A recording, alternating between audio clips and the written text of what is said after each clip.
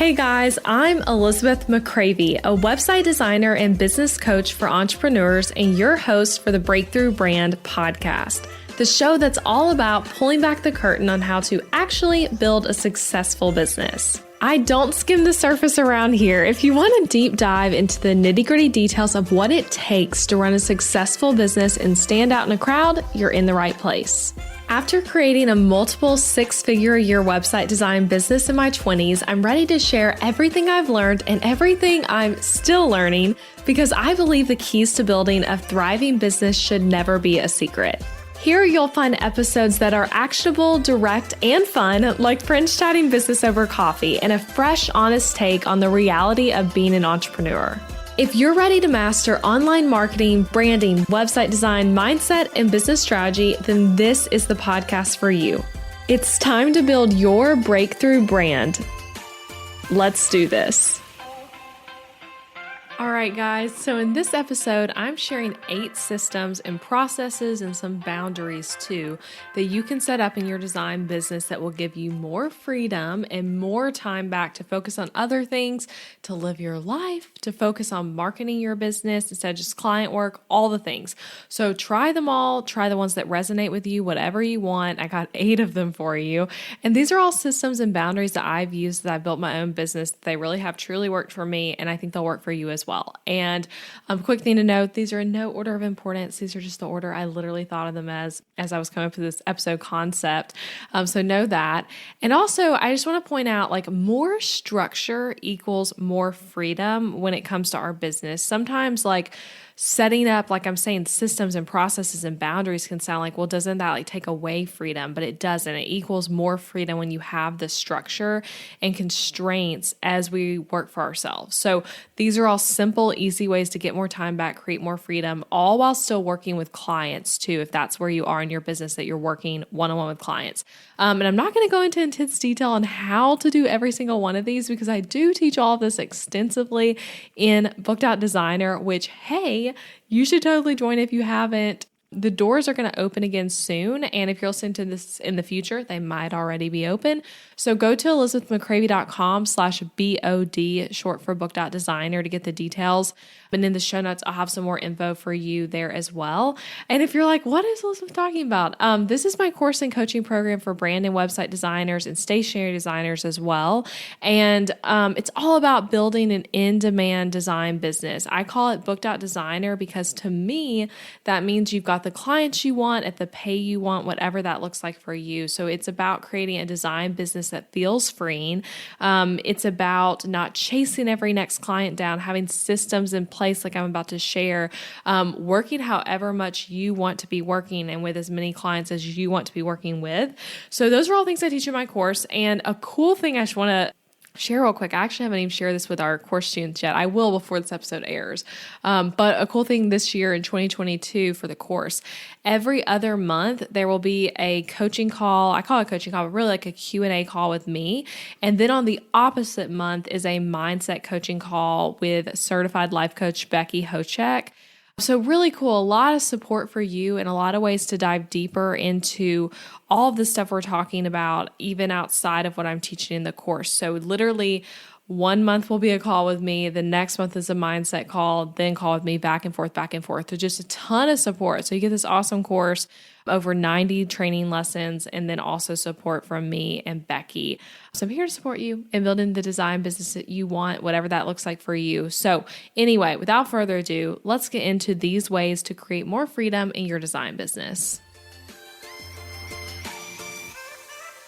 All right, so the first way to create more freedom, create a work schedule for yourself and set up boundaries with your work hours and then also what happens during those work hours. So again, might sound really basic, but such a good way to create freedom. So depending on where you are in your life and in your business right now, you're going to have different time constraints from one designer to another. So for example, if you are a recent college grad and you're like, I'm just focusing all my energy on building my design business to be something that's a full-time income for me, you're probably going to have more time to work than if you are in the situation of being a stay-at-home mom of 2 littles and you're also trying to grow your business on the side.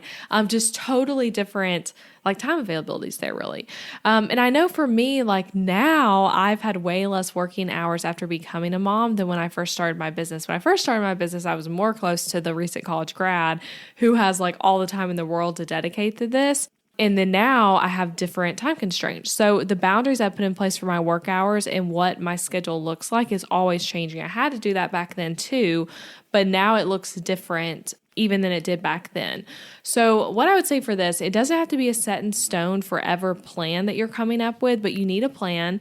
You could call it your plan for the week or your plan for the quarter and then reevaluate whatever you need to do, but have a plan. And that system of plan will give you more freedom in your design business. So that can look like you saying, these are the hours I work. Maybe Tuesdays you work on this particular thing. Maybe Tuesdays is client work day. Wednesdays are calls.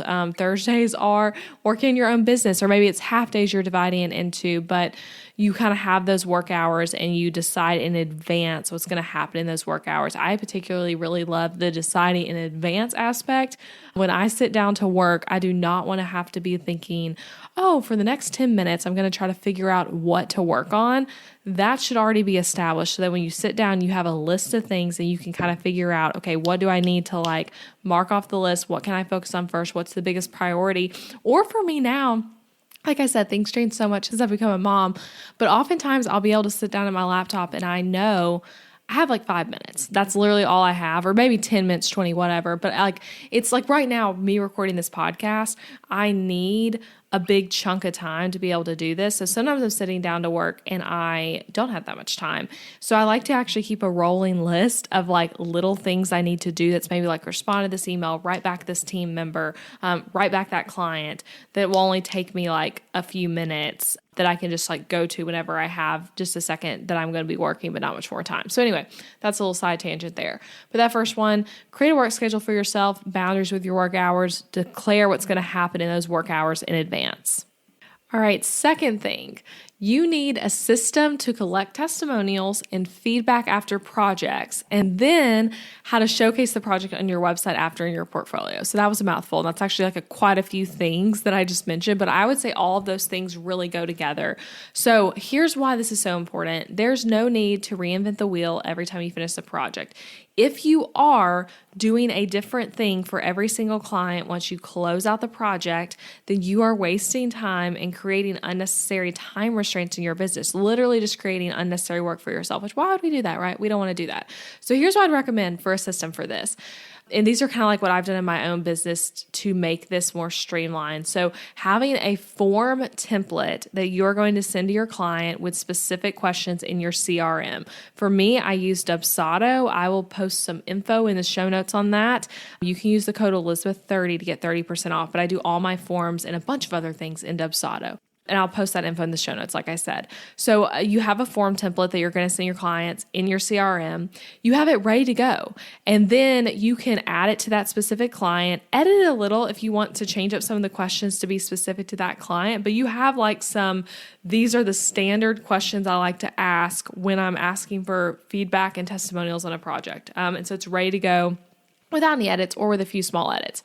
In addition to that, you can have a templated email that you are sending along with the form. Again, you might customize it a little bit for each client, but you will save so much time if you have that base email ready to go.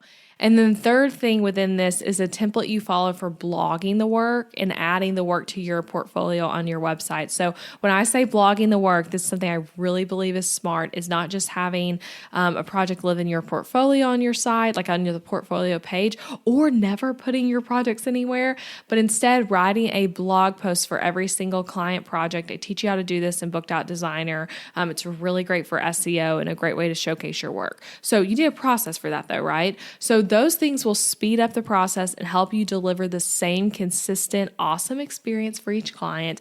And it's so nice to not have to remember how to do something every single time and just have it done. Like I remember early days of my business when I did not have systems.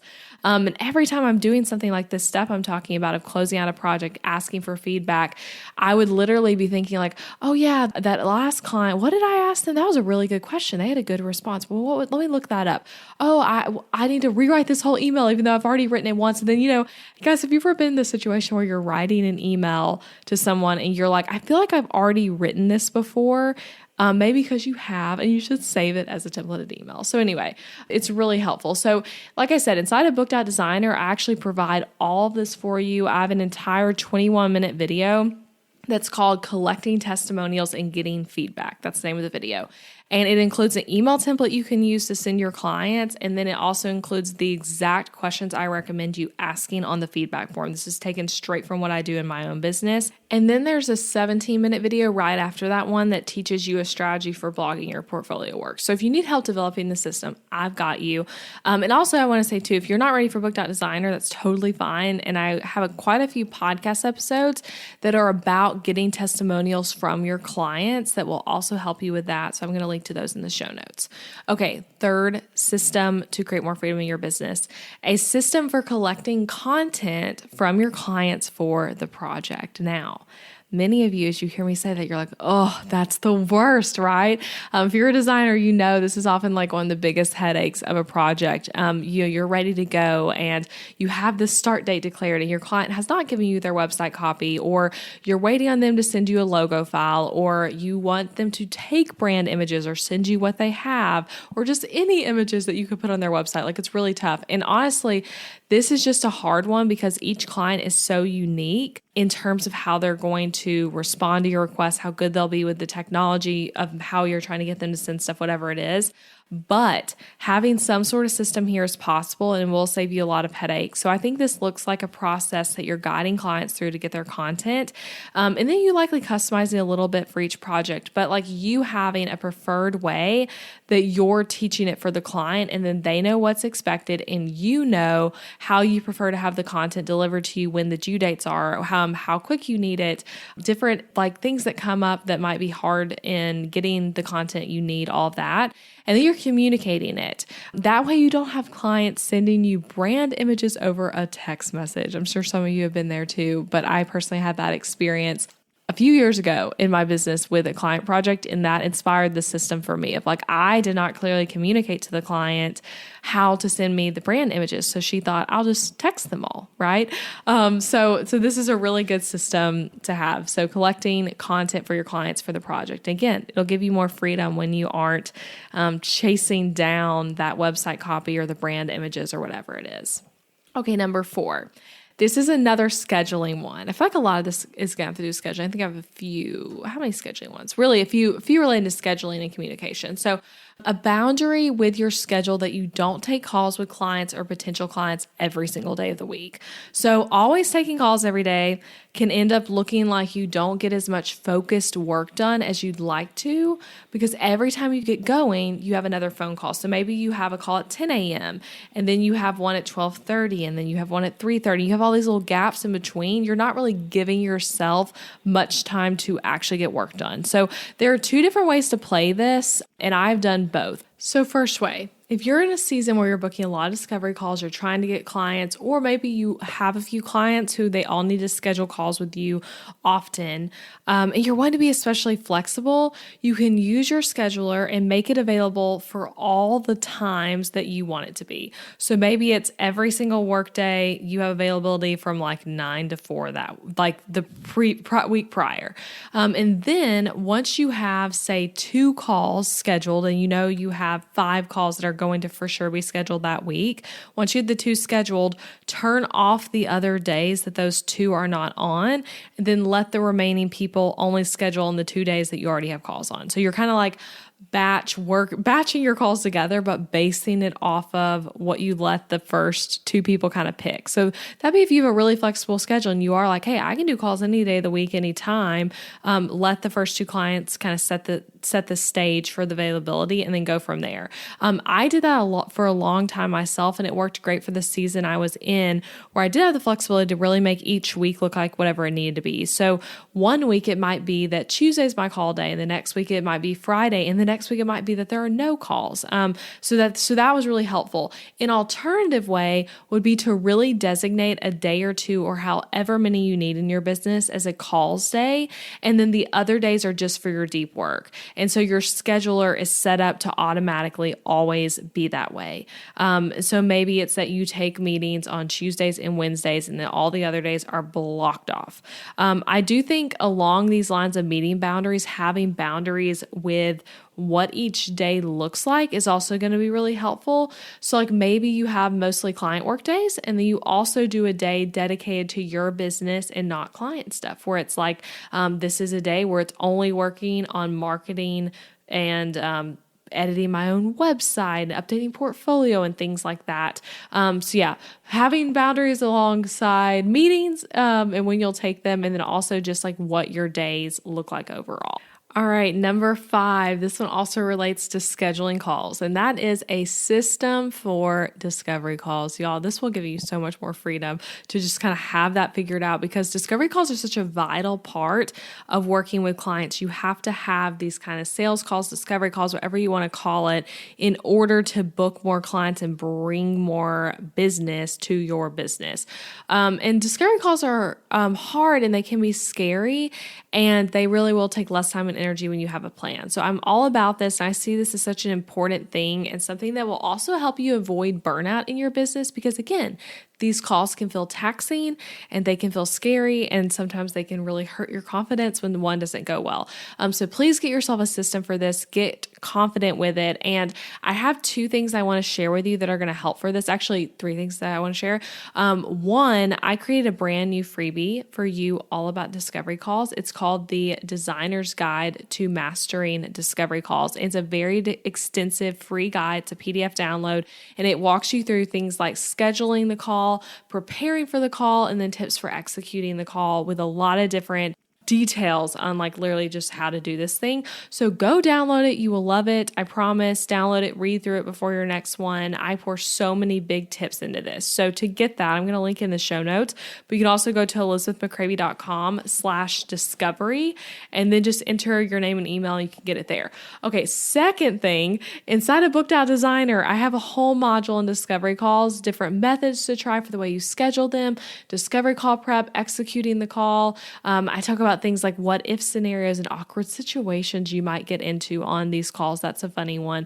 So much content here. It's awesome. And you can ask anyone who's in Booked Out Designer, and they'll tell you this module really helped them up their discovery call game a ton.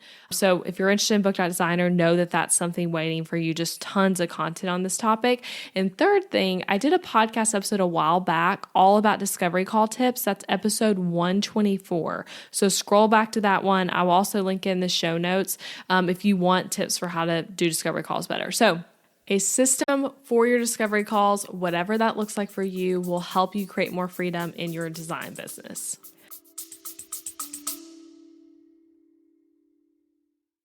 Interrupting this episode with a suggestion for the small business owners listening. Ever wonder what you should do for healthcare when you and your spouse are both self-employed, so there's no work-provided health insurance to participate in? Well, when my husband Adam joined me in the entrepreneurial job space over 4 years ago, we joined Christian Healthcare Ministries instead of getting traditional health insurance. And it was the best decision for us, especially in these years of growing and raising a family while also running multiple businesses. CHM is a health cost-sharing ministry and is a faith-based alternative to health insurance. We did tons of research before choosing CHM, and if you know me and Adam, you know we are all about doing the math when making big or small financial decisions. And even though it's not insurance, CHM shares 100% of eligible medical bills, which is more than the typical 70 or 80% of medical bills paid for by insurance companies.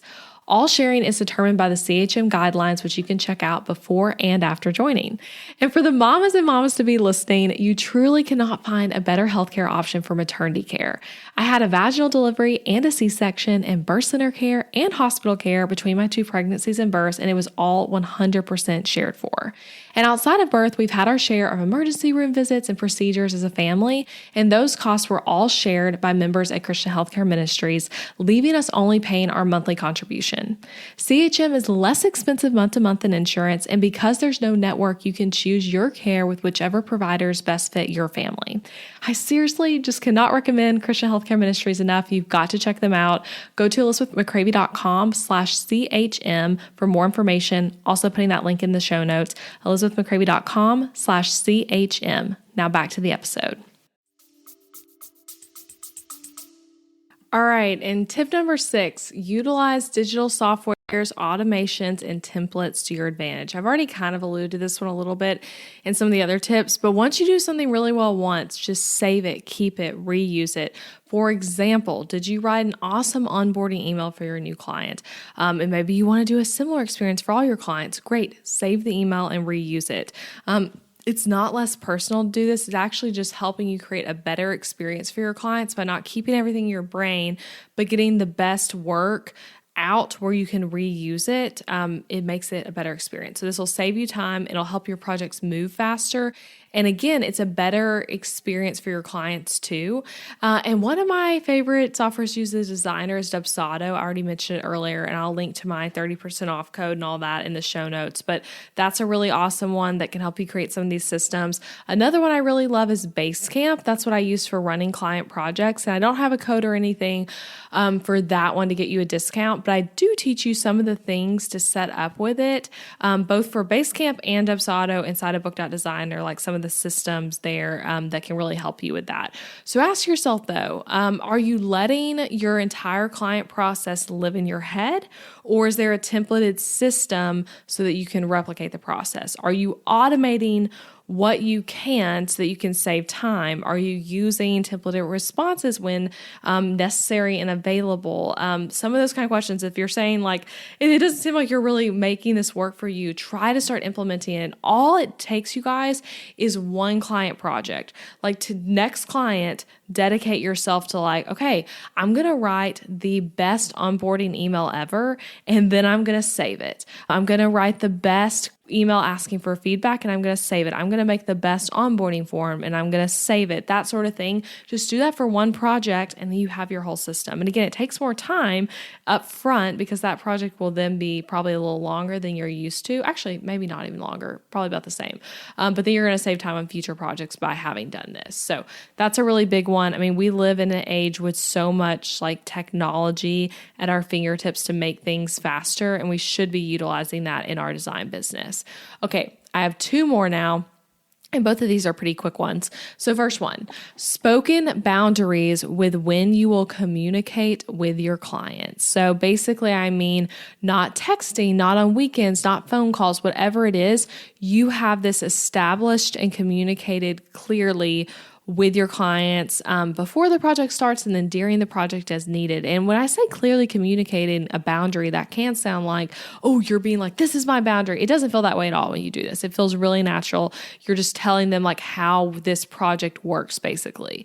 A way to feel like you have no freedom and no separation for your business is if you feel like everyone has 24/7 access to you. If you feel like your clients can text you whenever, they can Voxer you whenever, and you're just expected to always respond. That really stinks. It is a horrible feeling. I think I shared this on my podcast before, or maybe I only shared it in book.designer. I can't remember, but I still have this really vivid memory of a client project. I was out on a date with Adam, and my client texted me that they were having a website emergency. And this was at like 8 p.m. on a Saturday or something. Like it was not during work hours. It was clearly outside of that. And we had been texting throughout the project because I didn't have any kind of like communication boundary. Like I'm saying, I was just kind of like letting each client kind of rule whenever our communication happened. And so I'm at this fancy restaurant on a date with my husband feeling like I've got to write this client back immediately. And oh my gosh, I don't have my laptop with me, so I can't help them solve this problem. And in reality, I shouldn't have even been putting myself in that situation by having like the texting as like our main form of communication basically with that client. So anyway, if you can relate to that kind of experience, and this is something you probably need to work on yourself, is like letting the client know what those different boundaries are. And maybe you want to text with your clients. If you do, that's awesome. You do you. But for me, that was something I realized I didn't want to be doing. So in book.designer, I have some trainings on this, quite a few. I talk about how to communicate this, what you can say to your client in onboarding to like help make this stuff clear. I have boundary ideas. I share literally what I share with my clients as a template that you can use for communicating this stuff to your client when the project starts. So this is a huge one though, you guys. Seriously, working with clients can be exhausting in so many ways. But this one is a huge one, is if you don't have boundaries, if you don't have separation from your business, if you feel like everyone is just taking from you all the time, you're going to get burned out and exhausted. So some boundaries here are really going to help you. Okay. And the final one, the final key, number 8, not going at it alone. So when it makes financial sense for your business and when you know what you would like to do, what you need help with, hire help. And this has so much nuance to it. I've done multiple episodes on the podcast about hiring, about interview questions and things like that. So look back to some of those. But who your first hire is will vary so much depending on your needs and what you love doing and what you don't love doing in your business. And I made plenty of mistakes early on with first hires. I have figured stuff out since then, and I have a great team of people who are helping me with things. But maybe your first person, the first person you hire, maybe they help with blogging. Maybe they help with managing your inbox. Or maybe you are like, I want design assistance. And so they're helping you on design projects with the actual design work.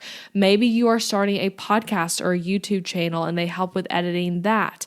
Having someone who's great at what they do take things off your plate that you either don't want to do yourself or that is not in your zone of genius is going to be really helpful and give you a lot of time back, obviously. I mean, that's literally like hiring in such a way to get more time back. So I could say a lot more about that. And like I said, I have some content on the podcast about hiring. So just scroll back through and look for those episodes. And I do want to say, if you are in Book.Designer or if you're planning to join, please come to a coaching call and let's talk about this. We have had some really awesome calls where we're chatting about this of like the first hire on a team. And I love talking about this on an individual basis based on like what your business needs are, where you are financially, what you're doing in your business, all of that. It's again, like I said, it's very nuanced, but like what makes sense for the first hire depends on a lot of things. So anyway, we've had plenty of coaching calls though, where this comes up and this is like a huge focus of like, hey, I'm thinking I need help, but I'm not sure what I need help with and kind of how to figure out. So I'm happy to share with you the ways I've done this if you want to come to a call and talk about that. Okay, so those are the 8 things. And like I said, this is not an extensive list and was not in any particular order, but hopefully some of these ways get your brain spinning with how to get much more time back in your business. And I know all 8 of these things have helped me so much. When I was coming up with like, what are the ways I'd want to share? I literally was just thinking about when it comes to working with clients, what are the ways that I have personally gotten more time back to do other things, like build out a template shop while still working with clients or spend more time with my family, all of that. These are some of the ways. Now, you could go at it alone and create all these systems yourself and figure out how to communicate the boundaries and all that. Or you could join Book.Designer. I really do teach you all of this and you get my coaching support and you get an awesome community to back you as you implement it through the other students of Book.Designer who are seriously the greatest. And as I talk about Book.Designer, it might sound like it's a membership or subscription, but it's not. It feels like one in some ways because you do get ongoing support. Like I said at the beginning of this episode, we have coaching calls every month, but it's not just a course you buy and take solo. We have the active community that comes along with it and coaching from me. So that makes it feel more like a membership, but you're only buying it once. In the course itself, like I said, it's jam-packed with awesome content teaching you everything from networking to social media and discovery calls, how to niche down, pricing your services, so much more. I will link to the waitlist page and the info page for when it's open. If you want more info on that in the show notes, elizabethmccravey.com/book.designer. And I hope this episode helped you. If you have another designer friend who you know could enjoy having more freedom in their business, please share this with them. And I'll be back next week with another episode. And next week's too, guys, if you're a designer, be sure to come back for that because it'll also be some great tips for you in growing your design business. All right. Thanks for being here, guys. I'll talk to you next week. Hey, thanks for listening to the podcast today and for staying until the end. I appreciate you being here. And if you enjoyed this episode, then I want to invite you to check out my online course and coaching program for designers, Book.Designer. In this program, I teach you how to build a successful in-demand booked out business as a designer. You'll learn everything from the exact experience I take my clients through to things like figuring out your niche, mastering discovery calls, pricing your services for profit, creating contracts that will not cause cause you legal troubles, and my exact social media strategies to book clients. You even get to watch recordings of me in actual meetings with my actual clients so you can really learn through what you're seeing. We take things you're learning on this podcast and so many topics I never even cover on this show and deep dive into them. So in addition to the amazing course, the course is 9 modules of teaching with over 90 lessons. You get group coaching calls with me and access to an exclusive Facebook community of designers just like you. And fun fact, this isn't one of those kind of Facebook groups where the founder never comments on posts or you never see them in there. You'll find me there all the time, ready to help you out with any business question you have. So to get info on the course and to see when the doors will be opening again, head to elizabethmccravey.com/BOD, short for Booked Out Designer. I hope to be able to coach you and teach you inside of the course soon. And don't forget that you can subscribe to this podcast on Apple Podcasts or wherever you're listening so that you never miss an episode. And a great way to support the show is to leave a rating and review, share it with a friend, share it on social media. All of that will help get the word out. All right, I'll see you again next week.